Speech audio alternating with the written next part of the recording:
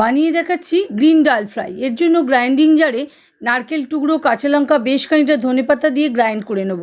এরপর 20 মিনিট আগে ভেজানো 1 কাপ মুগের ডাল আর 3 কাপ জল, নুন, হলুদ অ্যাড করে ভালো করে মিশিয়ে নিয়ে মিডিয়াম ফ্লেমে 2টো সিটি দিয়ে রেখে দেবো। সাদা তেল গরম করে গোটা জিরে আর হিং ফোড়নে দেবো। ফোড়ন ভাজা হলে আদা, রসুনের কোয়া, কাঁচা লঙ্কা কুচি অ্যাড করে লো ফ্লেমে একটু ভেজে নেব। তারপর গ্রাইন্ড করা পেস্ট অ্যাড করে সিম আঁচে ভালো করে কষিয়ে নিতে হবে।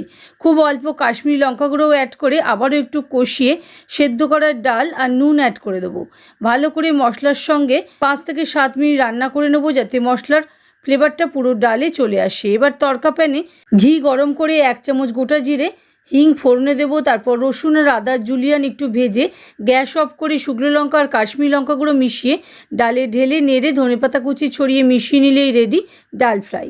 রেসিপিটা বাড়িতে একবার অবশ্যই ট্রাই করবেন।